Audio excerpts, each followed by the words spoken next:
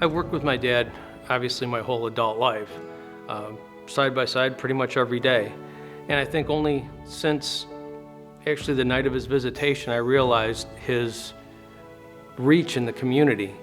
Of course, my dad, I knew he was involved in all sorts of things around town, and lunch down at the restaurant every day. He had friends there, he had friends at the track, along with lifelong friends from town. But I think the interesting thing, since we had built a memorial out here to my dad, is the amount of people that I never even knew that come up to me and say, that's just a great fitting tribute to your dad, or gosh, I used to see your dad down at the restaurant all the time, we'd talk horses, and that just how fitting the tribute to him is with all his hat and his horse memorabilia, and of course everyone's loved seeing a smiling face on the memorial. My dad had a lot of friends. He spent his whole life in town. He had a lot of friends in town. He was so proud to be a resident of Arlington Heights, just as if everyone he met was his friend. My greatest memories of my dad would be going out to the racetrack with him.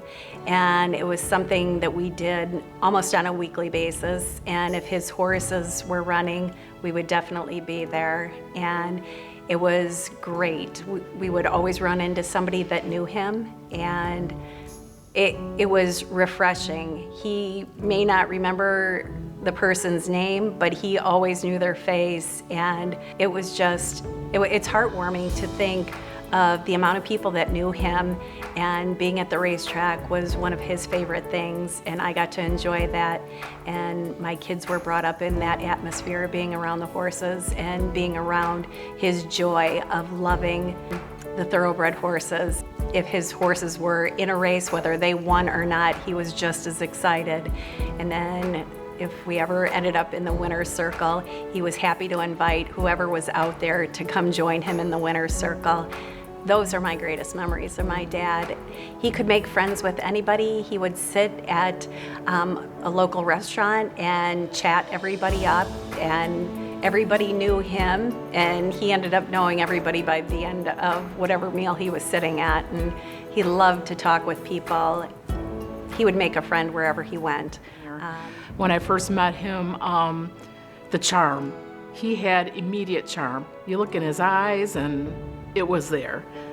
They twinkled, and we had this thing where we would start doing a coffee thing, and he would come in and I'd say, "Senior, do you need coffee?" "Why, yes, I do." "Okay, I'll get it for you."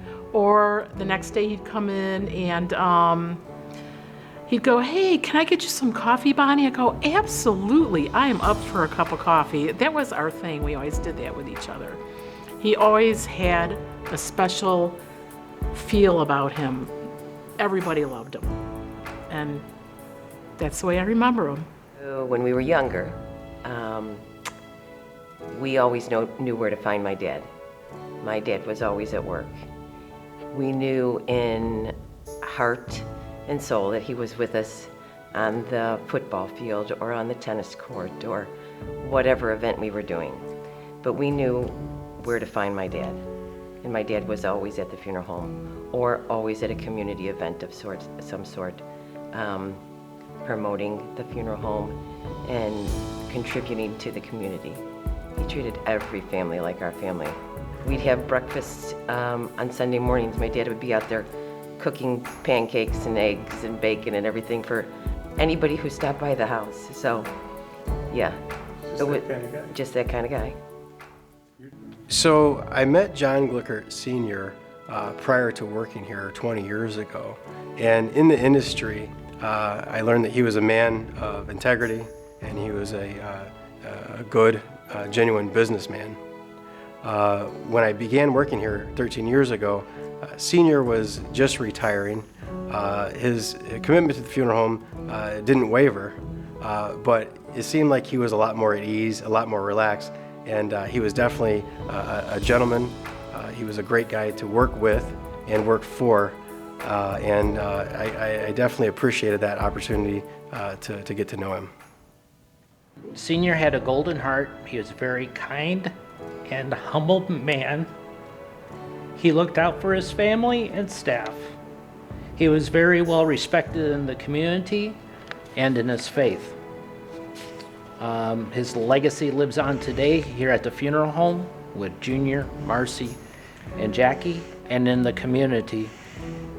2 things he taught me: you always be prepared, and if something goes wrong, look ahead.